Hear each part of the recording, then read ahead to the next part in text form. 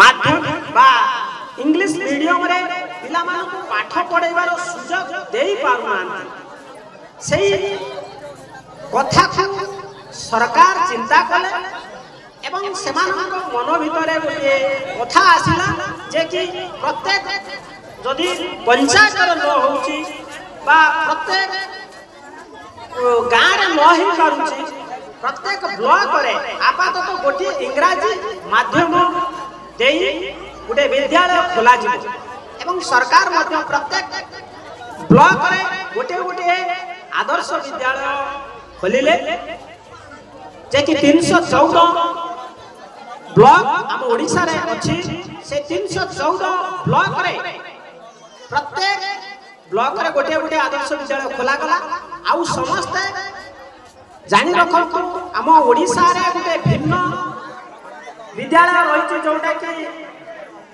last border रे अछि हमर से कोरापुट रे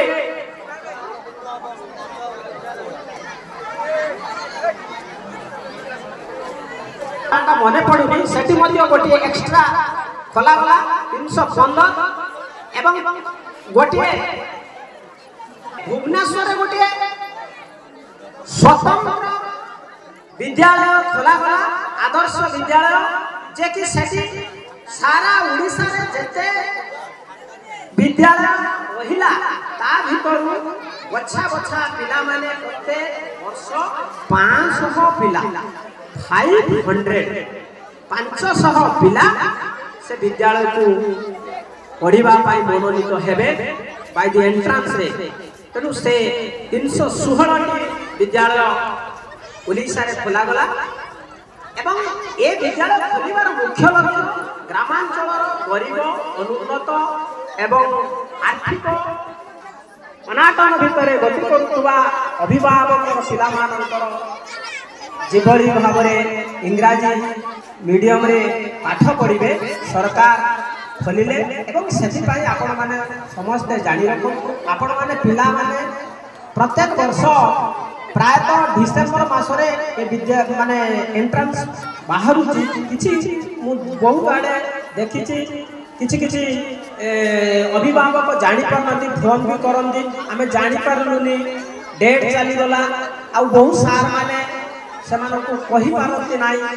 किंतु समस्त जानतु किछि नहले आपण पाखरे चांदवाली मझी गाँव में अच्छे से विद्यालय तेणु आपण मैंने जाइए भी डायरेक्ट कथा है आसीपारे मो सहित विद्यालय रे जे भी था सार मैंने कहीदेवे केवे होउची ऑलरेडी परीक्षा सरी 7 तारिख आम परीक्षा एंट्रेंस सरी जाइए 25-26 नुआ शिक्षा वर्ष एंट्रेंस सरी तेणु आपण मैंने समस्ते जानी रखु सरकार एक सुदूर प्रसारी कार्यक्रम जे कि आदर्श विद्यालय